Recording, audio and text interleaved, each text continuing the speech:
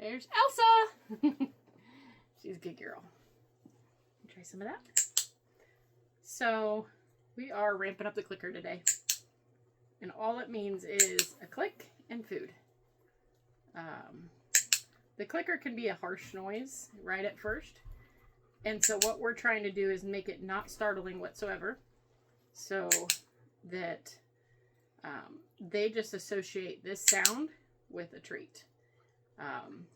Kind of like that Pavlov's dog theory where, you know, he rang the bell, fed the dog, rang the bell, fed the dog, and then eventually the dog would salivate when it hear the bell ring because it knew food was coming, like just innately do. And we're doing the same thing. Clicker means good. So associating that clicker with a reward. And in their brain, it'll mean that the clicker is a good thing. And eventually, that clicker is going to mean, yes, I did the right thing. For now, we're just getting that association. And then as later on, as we do some games and such, we'll start teaching them that that means, yes, you did what I asked you to do. You can do this with the word yes. You can just praise your dog, and you don't have to do a clicker or whatnot. I like clickers because it's just a quick, easy response. It's not excitable. It's just an instant response to they did the right thing. So for me, it works with my training.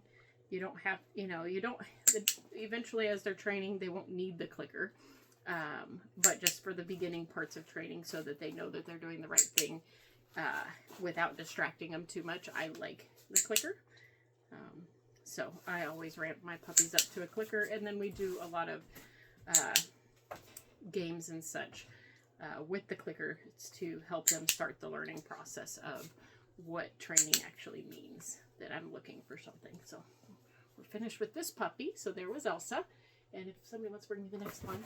What I do this in a room separate from the other puppies so that they're not hearing the clicker without a reward. So who do we have here? This is Anna. You see Anna. And that way that the clicker is only associated with reward. I know. It's weird getting treats out of your hands, huh? Yeah, you're not used to that.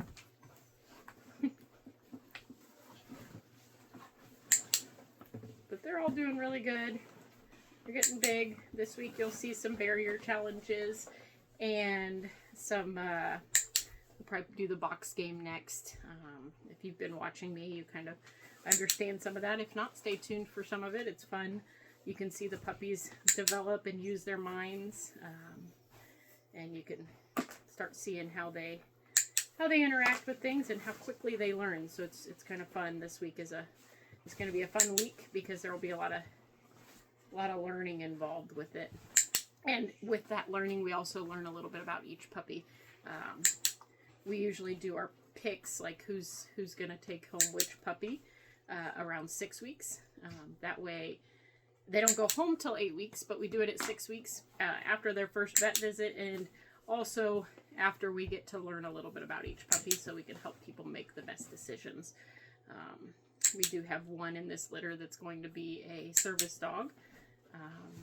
So that's the first one that we'll pick out, is which one's going to be the best service dog. And then after that, we'll go in order and start picking out which one everybody loves. So this week we get a lot of information from these puppies and how they learn, how they interact. Are they more laid back? Are they more gentle? Are they timid? Are they more curious? Things like that. And we're starting to see little bits of that in general. But as we do some of these challenges, we'll get a little bit more out of that too.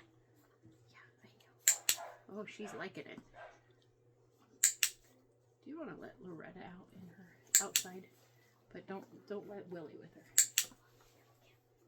Sorry, we have Willie here, and if you know, Willie's our male, but he lives with my dad. He's our stud and his pet.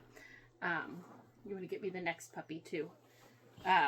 But he is with us today because we do have a couple in heat and he's breeding them, but we have Loretta in heat too, and she's too young. So we are not breeding her until after she finishes all her OFAs at 2. So we have to keep them separate. But she's obviously about ready to take, and so she's barking to get out, so I'm let her out for a bit. Abby, can you make sure that goes well? Okay. Who do we have here? Oh, we have Honey Marin. This is Honey Marin. Your sweetheart. Yeah. Okay.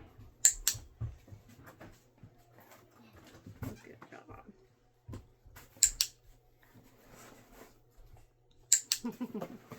I think she's a bit more excited about the food. If you saw, Anna was quite just a bit more mellow about it. She got more excited towards the end, but it took her a minute to get excited. And what's funny is Anna's our biggest puppy, but she doesn't seem to be as food motivated. You can see that Honey Marin seems to be quite a little bit more food motivated. We'll see as we go along, but it seems to be so. Just with the little bit that we see here, how quick of a turnaround that was. Yeah, was that exciting? Either that or this food is just exciting to her. Yeah, I'll go figure out later. Yeah, thank you. I think we got some excitement going on back there. There you go. Good girls. Yeah. Okay. You ready? Last bit? Alright, you get the next puppy? Yeah. Alright. Now we've got Honey Marin. She did really good. That went fast, but it's because she kind of liked it a lot. But, yeah. Sometimes we're doing this, ramping up the clicker when they're a bit young, and you see that they have a harder time getting interested in it. This time we waited just a bit longer, and they are very interested in it. It made ramping up this clicker quite much quicker. And what I'm, like what I said, what's that? Oh, is there some dogs outside barking? Okay, there must be another dog. Oh, that's Dolly. Yeah, in the bathroom. Okay, this is, I'm sorry about that, but this is Kristoff, and Dolly's in heat too, and she wants to be with Willie, but we kind of do, we do that 100% supervised when they're in heat, because I don't want anyone being hurt by any sense, because we don't want anyone having, like if they get tied and one of them wants to walk away, it could really hurt either dog. Please go take care of that. Whoever's barking, he can go outside. If that's Willie, he can go outside for a bit. Yeah, the hard part is, well, can you double check, please? The hard part is when everybody's in heat, they all want to be together. They want to be with Willie. Willie wants to be with them, and you get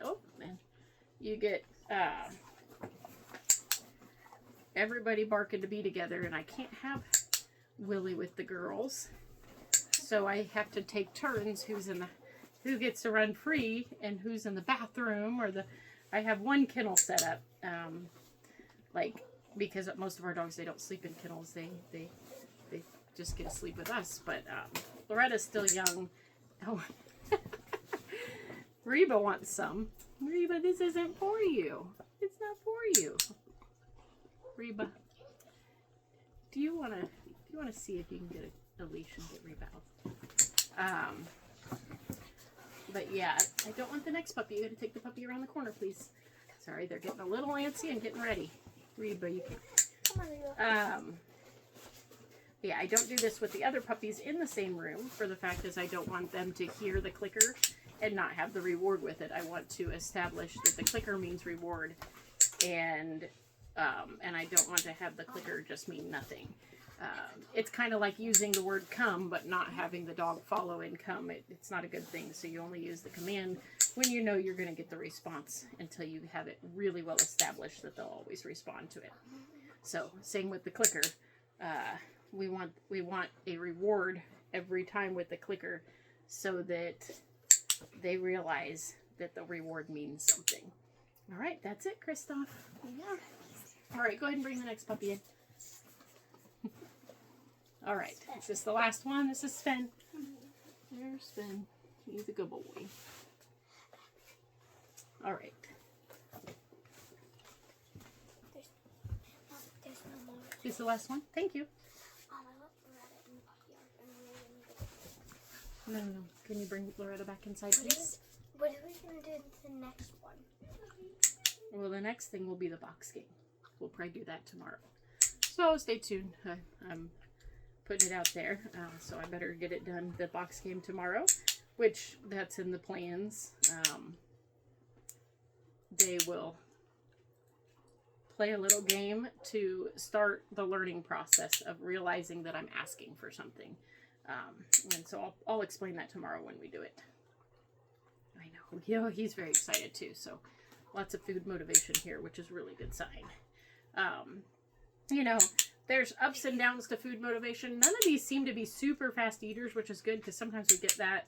Goldens just tend to have that food drive. But when they are food motivated like this, it makes training a bit easier. Sometimes they'll train for just being, but sometimes they just train for praise or doing the right thing, which is good too. But when they're food motivated, they get a little bit more excited about training, which kind of helps too. That's it. You went through very fast. That's